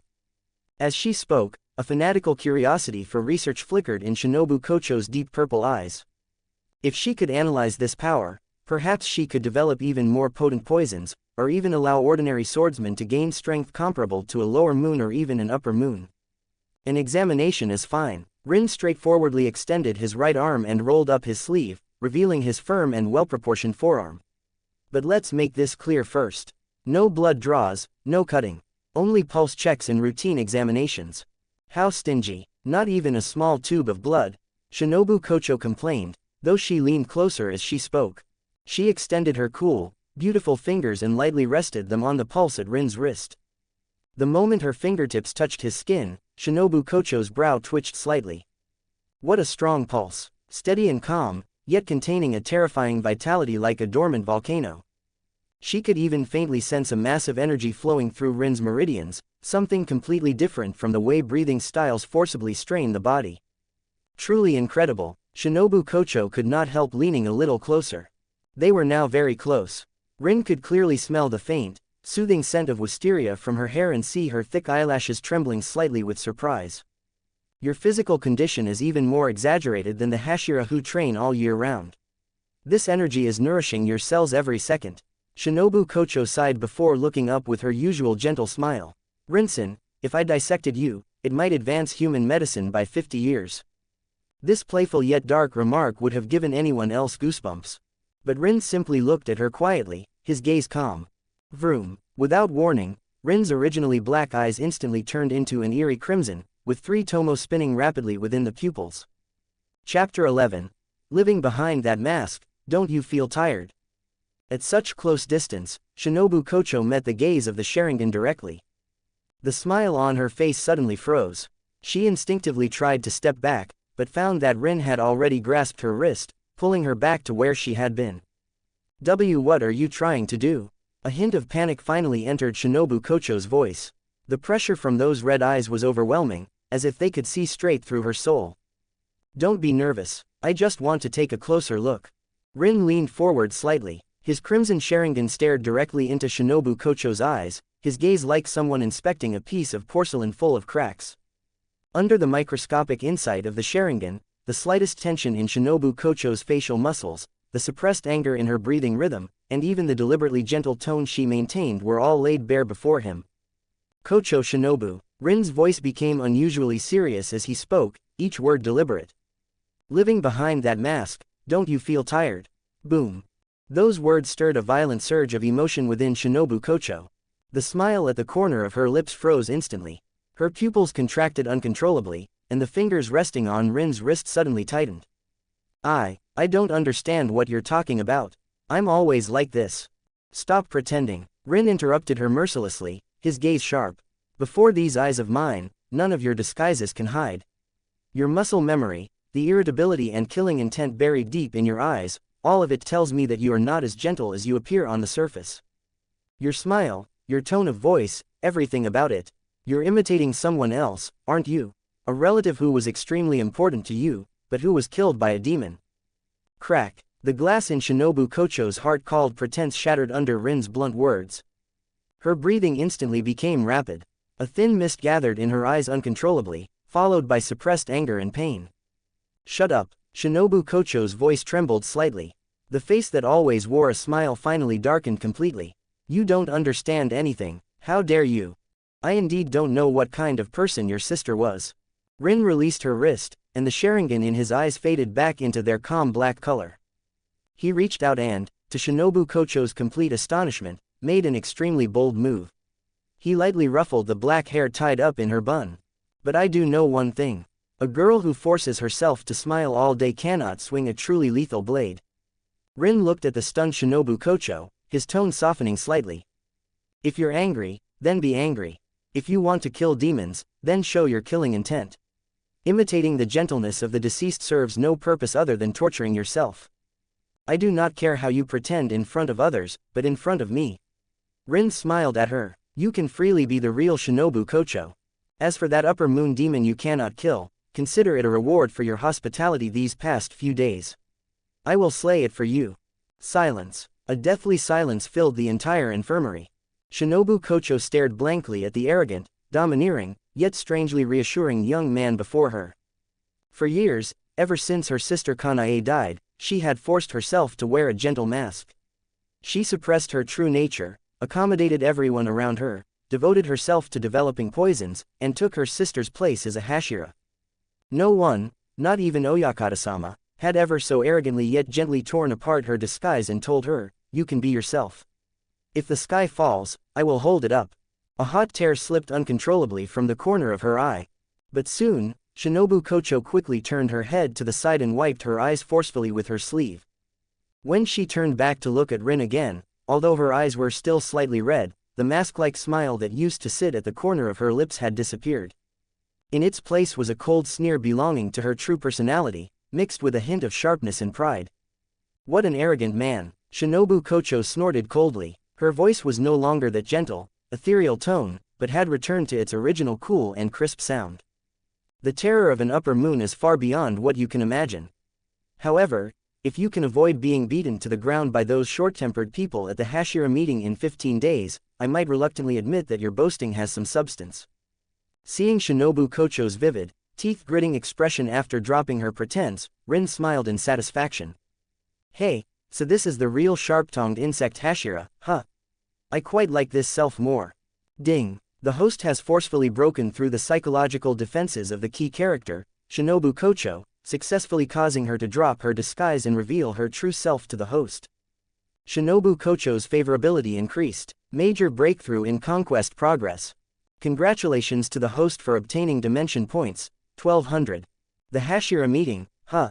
Rin stood up and slowly stretched his muscles. I'm looking forward to seeing how those guys perform. ... The door to the medical room closed softly, and the sound of Rin's footsteps gradually faded down the corridor. In the large room, only Shinobu Kocho remained, standing there in a daze. She subconsciously raised her hand and touched the hair Rin had just ruffled. The warmth from that man seemed to linger there. He said, I can be my true self without restraint. Shinobu Kocho murmured to herself, her heart beating faster than ever before. Over the past few years, she had held herself to extremely strict standards. She forced herself to always smile and forced herself to treat every swordsman gently, just as her sister Kanae had done. As time passed, even she almost forgot that the original Shinobu Kocho had been a girl with a quick temper, a sharp tongue, and a competitive spirit. Yet this man named Rin had only known her for a few days. How could he know about her sister? How could he know she was imitating her sister? He had even clearly sensed the suppressed irritability deep within her heart and the hatred for the upper-rank demons buried in her bones. Shinobu Kocho leaned against the workstation. A faint blush suddenly appeared on her fair cheeks as her thoughts began racing uncontrollably. He only just received his Kasugai Crow, so he has no information network at all. And he is so powerful that he could even kill the mutated demon on Fujikasane Mountain in an instant. How could such a proud powerhouse waste his energy on meaningless gossip? The only explanation is, before he came to the Butterfly Mansion, even before he met me on Fujikasane Mountain, he had already been secretly investigating me. Shinobu Kocho suddenly covered her burning cheeks, panic and embarrassment flashing through her purple eyes. That had to be it. He must have used some method to thoroughly investigate her past, her sister's death, and even the personality she usually pretended to have.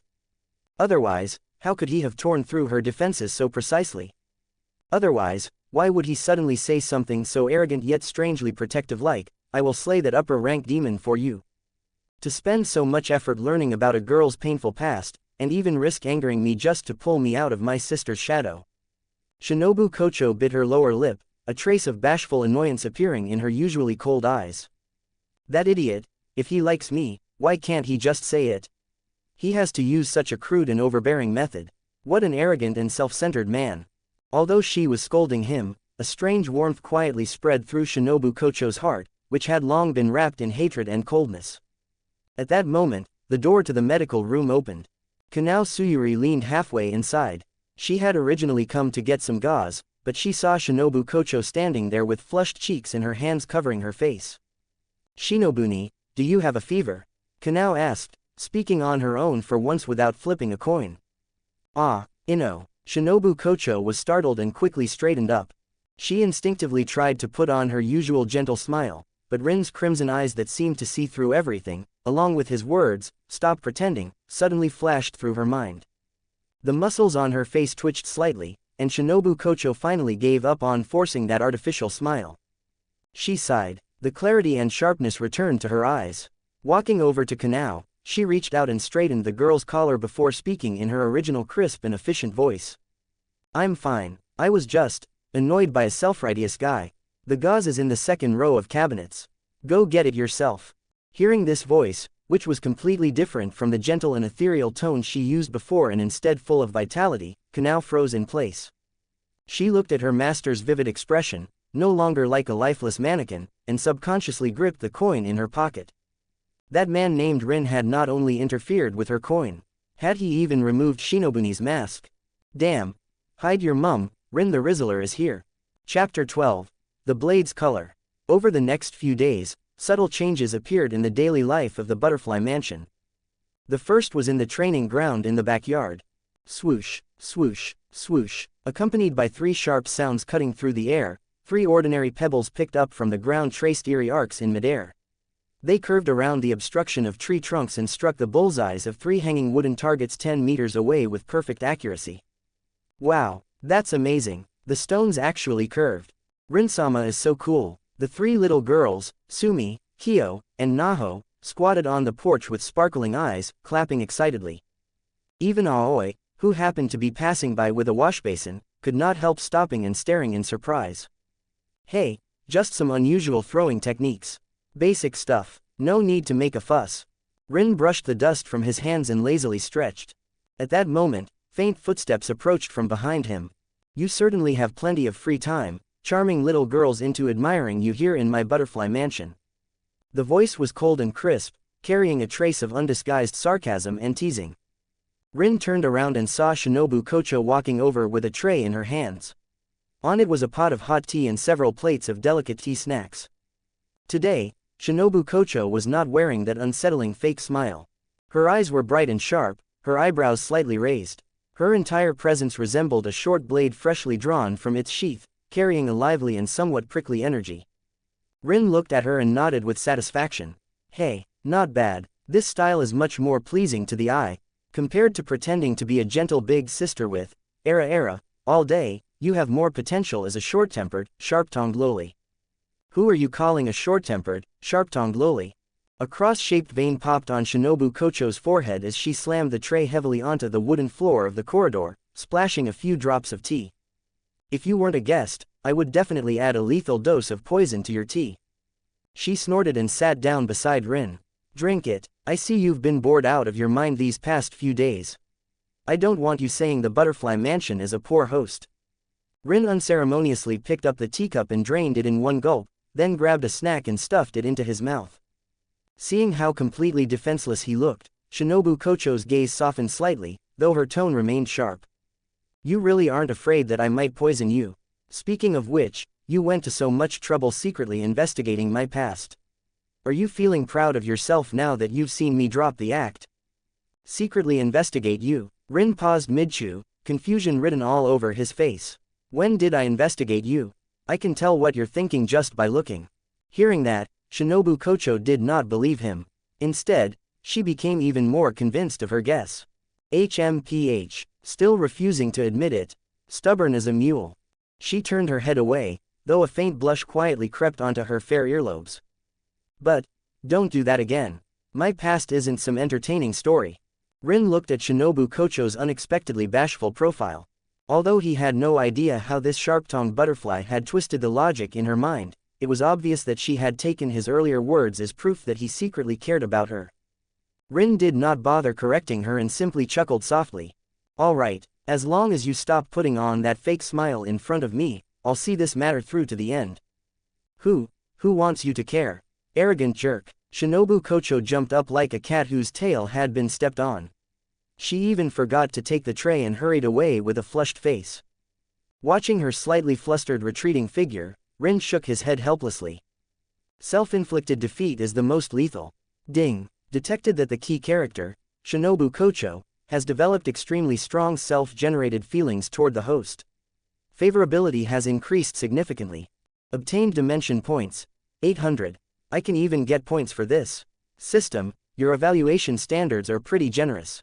Rin was in a great mood and picked up the teapot, drinking straight from the spout. Leisurely days always pass quickly. In the blink of an eye, 10 days had passed since Rin moved into the Butterfly Mansion. Tomorrow was the special Hashira meeting personally convened by Kagaya Ubuyashiki. Today was also the day Rin's nichirin blade and uniform were to be delivered.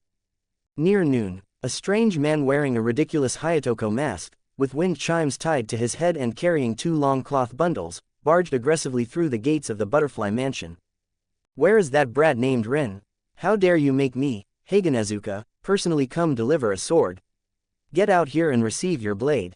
Accompanied by an extremely arrogant roar, the infamous hot-headed swordsmith from the swordsmith village, Mr. Heiganezuka, strode in grandly.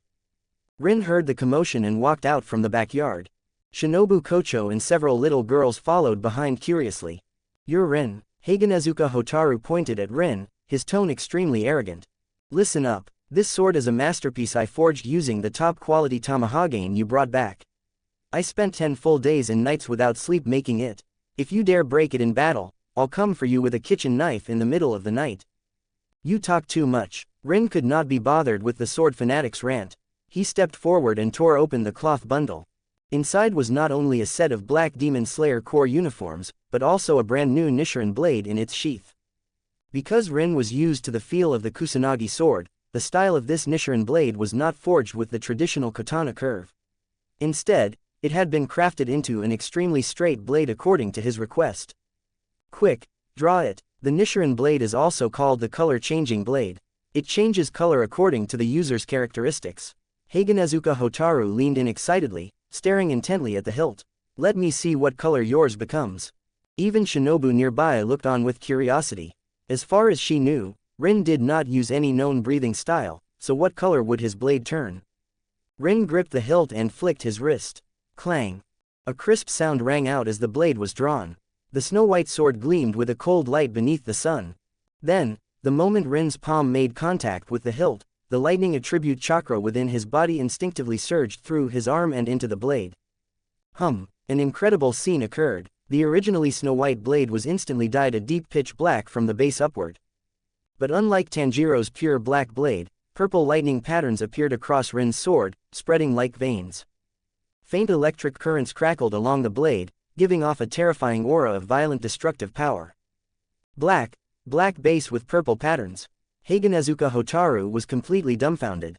Even the Hayatoko mask on his face tilted crookedly. And the blade comes with lightning. How is that possible? This completely defies common sense. Rin casually swung the sword once, testing the excellent conductivity of the nichirin blade, then nodded with satisfaction. It seems chakra can also flow through a nichirin blade. Although the material isn't as durable as my Kusanagi sword, it's more than enough to deal with the small fry who aren't worthy of my main weapon. So the Hashira meeting is tomorrow. Rin sheathed the striking nichirin blade and looked toward the distant direction of the Demon Slayer Corps headquarters. Time to go meet this group of so-called strongest swordsmen. Chapter 13. Merging the two blades. The night was deep, and the guest room in the Butterfly Mansion was so quiet that only the occasional chirping of insects could be heard from outside the window. Rin sat cross-legged on the tatami, with two blades laid flat on the floor before him. One was the Kusanagi sword, modified, that came with the system's newbie gift pack. It was pitch black, a straight-edged, single-bladed sword that was indestructible and possessed a demon-slaying trait. The other was the thunder-patterned black-bladed nichirin blade that Heiganezuka Hotaru had delivered earlier that day. The conductivity of the nichirin blade is indeed good. Tamahagane, a mineral that has absorbed sunlight, is naturally compatible with my lightning release chakra. Rin reached out and stroked the faintly flickering purple lightning patterns on the nichirin blade, but his brow twitched slightly. However, the hardness is still too poor. No matter how superb the forging techniques of this world were, the physical limits of Tamahagane remained. It might be sharp enough for an ordinary swordsman, but if Rin poured his full chakra into techniques like Chidori sharp spear or a higher-level lightning release shape transformation, this nichirin blade would most likely shatter because it could not withstand the violent energy. In a true life-and-death struggle, once a weapon breaks, even a momentary opening is enough to be fatal. System, can you directly integrate the material properties and conductivity of this nichirin blade into the Kusanagi sword? Rin called out to the system in his mind. Ding. Host's requirement detected. Plan generated. Decompose the thunder-patterned black-bladed nichirin blade, premium Tamahagane material, higher chakra conductivity, and perfectly forge it into the Kusanagi sword, modified. After fusion, the Kusanagi sword will retain its original, absolute indestructibility, attribute while gaining extreme lightning attribute chakra conductivity and inheriting the thunder pattern visual effect. This fusion requires 880 dimension points. Confirm fusion. 880 points. Let's round it up, huh? Confirm fusion. Rin gave the command without hesitation. As soon as he spoke, A brilliant dark golden light surged from the void, completely enveloping the two blades on the floor. There was no deafening sound of hammering, nor any earth-shattering phenomenon. After only a few seconds, the dark golden light quietly dissipated. The nichirin blade that had been lying on the floor had vanished into thin air, leaving only a straight sword resting quietly in its black scabbard. Rin reached out, gripped the hilt, and drew it with a soft clink. The transformed Kusanagi sword's blade remained the textured dark black, but along the edge of the blade, several winding purple lightning patterns had appeared, like blood vessels. Just holding it in his hand, Rin felt as if the sword had become an extension of his own arm. With a single thought, the lightning release chakra in his body flowed smoothly from the hilt to the tip of the blade without the slightest resistance. Not bad, this can even increase the power of my lightning release by 20%. Satisfied, Rin sheathed the new Kusanagi sword, placed it beside his pillow, and fell asleep. The next morning, the sun was bright and the breeze was gentle. Bang, bang, bang, a rough knocking on the door woke Rin from his slumber. Rin, get up quickly, the sun is already high in the sky. Do you think we're going on a picnic today? Kocho Shinobu's crisp and somewhat impatient voice came from outside the door. Ever since her disguise had been ruthlessly torn away by Rin a few days ago, this sharp-tongued butterfly had completely let herself go in front of him. She had thrown her mask of a gentle older sister to the winds, replacing it with her original Tsunere, sharp-tongued nature. The sliding door was pulled open with a soft shing. Rin walked out yawning, already changed into the brand-new black uniform of the Demon Slayer Corps. However, he wore it very casually. The 3 buttons on his chest were not fastened at all, and the open collar revealed his firm collarbones. A pure black haori was draped loosely over his shoulders. It's so early. Are you trying to nag me to death? Rin glanced at her. Today, Kocho Shinobu was still wearing her iconic butterfly-patterned haori. However, perhaps because of Rin's comment yesterday about her being a short-tempered, sharp-tongued little brat, she was actually wearing a bit of light makeup today, which made her look bright and lively. You guy, is that how you wear the uniform? The discipline of the Demon Slayer Corps is going to be ruined by you. Seeing Rin's disheveled and careless appearance, Kocho Shinobu frowned. She subconsciously stepped forward, stood on her tiptoes, and reached out to help him fasten the buttons on his collar. The distance between the two instantly closed, to the point that they could even feel each other's breath. Rin lowered his head slightly and looked at Kocho Shinobu, who was within reach. Her plump cheeks carried a hint of a healthy blush, and her serious eyes held a trace of disdain, yet her movements were surprisingly gentle. The way you look now is quite like a virtuous wife seeing her husband off, Rin blurted out. Click. Kocho Shinobu's fingers suddenly stiffened, and a button she had just fastened was almost ripped off by her. What nonsense are you talking about? Kocho Shinobu jumped back 2 steps as if she had been electrocuted. Her originally fair cheeks instantly turned red to the roots of her ears, and her purple eyes were filled with embarrassment and panic. Stop flattering yourself. I'm just afraid that your thug-like appearance will make our butterfly mansion lose respect when you meet Oyakata-sama. Kocho Shinobu glared at him, trying to appear calm. She turned and left, her pace even faster than usual. Hurry up and follow me. If you're late, I won't help you collect your corpse. Looking at her back as she almost fled in panic, Rin chuckled, grabbed the Kusanagi sword from the table, and followed her leisurely. Demon Slayer Corps Headquarters, Ubuyashiki Estate. The vast Japanese-style courtyard was covered with white pebbles and surrounded by lush green pines and cypresses. At this moment, several figures emitting powerful auras had already gathered in the center of the courtyard, either standing or sitting. As the 9 Hashira, the highest combat power of the Demon Slayer Corps, they had all arrived today for the first time in a long while. Hey, I say, did Oyakata-sama call this special Hashira meeting just to see a newcomer who just passed the final selection? A young man with white spiky hair and a body covered in scars leaned against a tree trunk with a face full of irritation. Wind Hashira Tsunemi Shinazugawa, his eyes held undisguised violence. A single person slaughtered everyone on Fujikasane Mountain. Are you kidding me? I could kill everyone in that dump for raising trash with my eyes closed. Don't say that. To be able to gain Oyakata-sama's attention, this person must have extremely outstanding talent. It truly makes one's blood boil. Flame Hashira Kyojuro Rengoku, who had yellow and red hair and bright, piercing eyes, crossed his arms and spoke loudly. Chapter 14. Meeting the 9 Hashira. Regardless, to directly disturb Oyakata-sama without going through levels of assessment is not flamboyant at all. Sound Hashira Tengen Uzui touched the jeweled headband on his forehead and curled his lip. On a tree branch, Serpent Hashira Obanai Iguro, with a white snake wrapped around his neck, sneered. He's just an arrogant brat seeking attention. If he dares to show any disrespect in front of Oyakata-sama, I'll snap his neck immediately. Not far away, Love Hashira Mitsuri Kanroji covered her reddened cheeks, her heart racing wildly. Oh my, I heard he's an extremely handsome young man. For someone as proud as Shinobu-chan to personally accompany him, I wonder what kind of person he is. I'm so looking forward to it. At the very edge of the courtyard, Water Hashira Gyu Tomioka stood there alone. He did not participate in the discussion. His deep blue eyes were fixed on the entrance of the courtyard, and his hands subconsciously gripped the nichirin blade at his waist. Just then, the sound of footsteps came from the gravel path outside the courtyard. The Hashira who had been talking instantly fell silent. 9 pairs of eyes, like tangible blades, all turned toward the entrance. Kocho Shinobu was the first to step into the courtyard. Beside her, half a step behind, Rin walked in lazily, one hand in his pocket while the other casually carried the black straight sword over his shoulder. Facing the terrifying pressure released simultaneously by several Hashira, enough to make an ordinary swordsman suffocate instantly, Rin's pace did not pause, and his breathing rhythm did not change. Oh, so these are the so-called Hashira of the Demon Slayer Corps. Rin's gaze swept across everyone, the corners of his mouth curling into an undisguised, arrogant smile. They don't seem like much. Other than being loud and dressed strangely, there doesn't seem to be anything special about them. As soon as these words were spoken, the air in the courtyard instantly dropped to freezing point. The extremely protective and violent wind Hashira, Tsunemi Shinazugawa, immediately had several veins bulge on his forehead. You bastard brat, what did you say? Boom, the pebbles beneath Tsunemi's feet exploded.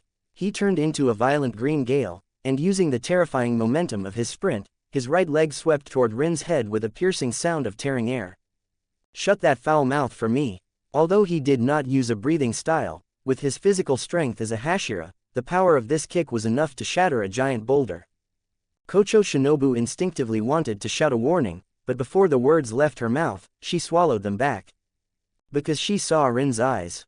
They were the eyes of someone looking at a clown. Facing Tsunemi's heavy whip kick, Rin did not even blink. Just as the leg was about to strike him, his left hand, which had been resting in his pocket, shot out with incredible speed. Snap! Tsunemi's right leg, powerful enough to shatter a boulder, came to a sudden halt just 5 centimeters from Rin's head. Rin's left hand had firmly gripped Tsunemi's ankle. No matter how much force Tsunemi exerted, that palm did not move in the slightest. How is this possible? Tsunemi's pupils shrank in shock. He was the Wind Hashira. Yet in terms of pure physical strength, he had been caught with one hand by a newcomer. Too slow, your stance is unstable, and your power delivery is full of openings. Rin's cold voice sounded beside Tsunemi's ear. In the next second, Rin's left hand yanked downward while his right foot viciously kicked the back of Tsunemi's knee, his supporting leg. Bang! Tsunemi, having lost his balance, had no time to react. While still in midair, he was slammed into the ground by Rin's overwhelming strength. Boom! The pebbles on the ground shattered into a large crater, and dust rose everywhere. Bastard! Tsunemi roared in rage, struggling to get back on his feet. But Rin had already stepped on his chest. The heavy pressure forced all the air out of Tsunemi's lungs in an instant, turning his face purple-red. Silence. A deathly silence. Across the entire courtyard, including Kyojuro Rengoku and Tengen Uzui, all the Hashira wore expressions of utter disbelief. From Tsunemi's sudden attack to being flipped over and pinned beneath Rin's foot, the entire process had taken less than a second. The Wind Hashira of the Demon Slayer Corps had actually been crushed in physical combat by a newcomer. Let him go. On the tree branch, Serpent Hashira Obanai Iguro's eyes turned cold. He instantly leapt down from the tree, his right hand gripping the hilt of his sword, ready to draw his blade and force Rin back. However, just as Iguro was about to act, clang! A blade flashed like a cold ripple of water, suddenly appearing in front of Obanai Iguro and blocking his path. Water Hashira Gyu Tomioka. At this moment, Gyu Tomioka had already drawn half of his nichirin blade. His deep blue eyes carried an unprecedented determination and coldness as he stared directly at Iguro and the other Hashira preparing to move. Whoever dares to touch him will be an enemy of me. Gyu's voice was not loud, but it carried an unquestionable resolve that echoed through the courtyard. At that moment, everyone was stunned. Even Rin raised an eyebrow, looking slightly surprised at this water Hashira who usually behaved like a silent gourd. Gyu, are you crazy? This kid injured Sanemi at headquarters, and you're actually going to protect him? Obanai Iguro roared in frustration. Gyu Tomioka did not explain. He only tightened his grip on his sword, and the water breathing within his body had already begun to circulate. Just as the tense standoff threatened to turn into internal conflict among the Hashira at any moment, the sliding door of the Japanese room directly in front of the courtyard was slowly pulled open from the inside. Two twin girls, one with white hair and one with black, supported a weak man with purple markings on his face and blind eyes as he stepped onto the porch. Oyakata-sama has arrived. As the girls' gentle voices rang out, the Hashira, who had been brimming with killing intent just moments ago, froze as if time itself had stopped. Obanai Iguro quickly sheathed his sword, and Sanemi, who had just been released and kicked aside by Rin, endured the sharp pain in his chest as he scrambled to his feet. In the blink of an eye, the 9 Hashira, including Kocho Shinobu and Gyu Tomioka, all knelt on one knee, lowering their proud heads. In the large courtyard, only Rin remained standing tall, his black sword still resting on one shoulder, looking with interest at the supreme leader of the Demon Slayer Corps, Ubuyashiki Kagaya. 15. Special Executive Officer. Good morning, everyone. The weather today is truly wonderful. Ubuyashiki Kagaya's voice was extremely gentle, as if it possessed a strange kind of magic that instantly calmed the courtyard, which had been filled with tension and killing intent. This unique voice could easily soothe the irritability and anger in an ordinary person's heart. However, Rin, standing in the center of the courtyard, merely raised an eyebrow. His mental strength had long since reached a terrifying level. This degree of vocal soothing was nothing more than a light breeze to him. His pitch-black eyes calmly observed the blind man before him, whose face was mostly covered by a terrifying purplish-red curse mark. Master. The Wind Hashira, Sanemi Shinazugawa, who had been stomped into internal injuries, was currently kneeling on one knee. Enduring the sharp pain in his chest, he reported through gritted teeth, "This bastard brat named Rin not only shows no respect for you, but even spoke arrogantly at the sacred Hashira meeting. Please allow me to draw my blade and slay this ignorant fool right here." Sanemi, do not be rude. Ubuyashiki Kagaya shook his head with a smile, his unfocused gray-white eyes accurately facing Rin's position. Rinsen is not only a distinguished guest of our Demon Slayer Corps, but also the benefactor who saved the lives of countless children. Benefactor. Just him. Sanemi suddenly looked up, his face full of resentment and bewilderment. Not just Sanemi, but Sound Hashira Tengen Uzui, Flame Hashira Kyojuro Rengoku, and the others also showed expressions of extreme confusion. Supported by his 2 daughters, Ubuyashiki Kagaya slowly sat down in front of the corridor. His voice remained gentle, yet firm. I have heard all the reports from the final selection at Fujikasane Mountain. Rinsen, relying solely on his own strength, without using any known breathing styles and without even drawing his nichirin blade, slaughtered all the demons kept on Fujikasane Mountain in just a single day. Among them was even a morph demon that had survived for over 40 years, grown dozens of arms, and eaten 13 of Lord Urokodaki Sakanji's personal disciples. Boom. These seemingly casual words from Ubuyashiki Kagaya were like a heavy bomb exploding in the ears of the Hashira. Without drawing a nichirin blade, he killed every demon on the entire mountain. Sound Hashira Tengen Uzui widened his red-painted eyes, his face full of disbelief. How is that possible? Without a nichirin blade, those demons' self-healing abilities shouldn't be suppressed at all. This isn't flamboyant at all. This is simply unheard of. What astonishing strength, to slay a morph demon without the help of a nichirin blade. Flame Hashira Kyojuro Rengoku's eyes widened, and his voice rang out like a great bell in praise.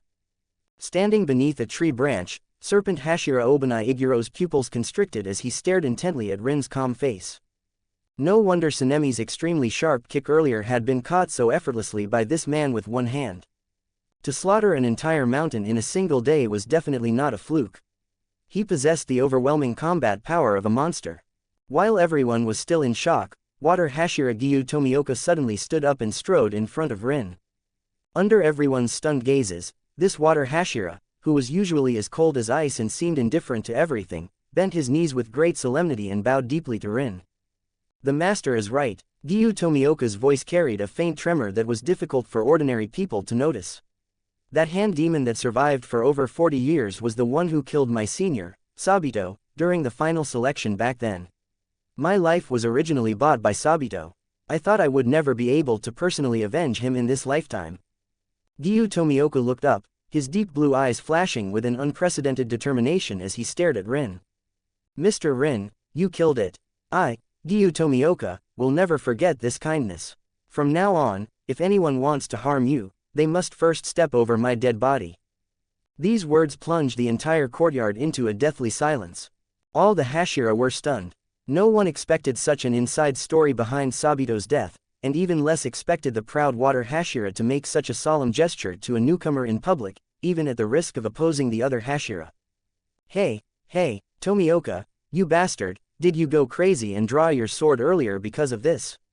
Sanemi gritted his teeth. Although he still felt displeased with Rin, his hostility had diminished by half after learning that Rin had avenged the water-breathing lineage. Seeing this scene, Rin rubbed his brow somewhat helplessly.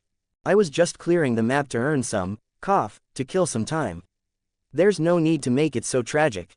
Rin gave a casual excuse, then turned his gaze toward Ubuyashiki Kagaya sitting on the corridor. Let's stop the small talk here. Sir, you called me here specifically, surely not just to praise me in public. If you have any conditions, state them directly. I'm someone who hates trouble the most. This casual, even somewhat condescending attitude toward the master made the corners of several protective Hashira's eyes twitch. However, after witnessing Rin's strength and background, no one dared to rashly rush forward to strike this time. Ubuyashiki Kagaya did not mind Rin's rudeness and instead smiled gently. Rinsen is a straightforward person. With your strength, you are fully qualified to immediately become the 10th Hashira of the Demon Slayer Corps. But I heard from Shinobu that you do not seem to like being bound by rules. That's right, Rin said bluntly. Making me patrol a jurisdiction on schedule, write mission reports longer than foot bindings, and follow orders. Sorry, I don't have time for that. In that case, I propose granting Rinsen the position of Special Executive Officer. Ubuyashiki Kagaya revealed his carefully considered offer. You will not be responsible for any specific jurisdiction, will not be bound by any core rules, and will not even need to follow my orders. You may act freely, but in exchange, when encountering the 12 Kazuki or discovering traces of Kibutsuji Muzan, I hope you will lend us your strength. At the same time, you may unconditionally call upon all the logistical resources of the Demon Slayer Corps at any time, including the Butterfly Mansion and the Swordsmith Village. As soon as these words were spoken, all the Hashira were shocked. This was not simply recruiting a member. It was clearly granting Rin a supreme authority, privilege that stood even above a Hashira and completely beyond control.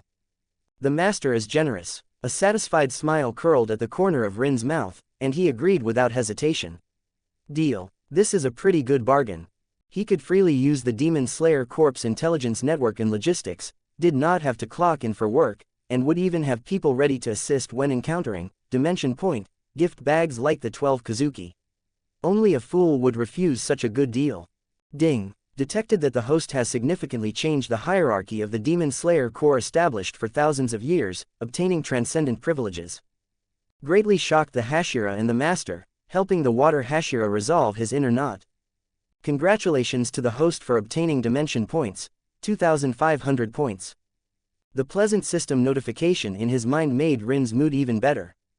Since the business is finished, cough cough. Ubuyashiki Kagaya suddenly coughed violently, a trace of black blood spilling from the corner of his mouth. Master. The Hashira turned pale with alarm. I'm fine. Ubuyashiki Kagaya waved his hand and slowly stood up with the help of his two daughters.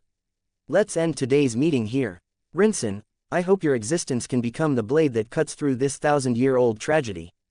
Please excuse me. With Ubuyashiki Kagaya's departure, the solemn atmosphere in the courtyard that had been forcibly maintained because of the master instantly vanished like melting snow. In its place was a thick, volatile battle intent, like a powder keg ready to explode. Swish, swish, swish. Just as Ubuyashiki Kagaya left, three figures blocked Rin's path in perfect synchronization. To be continued.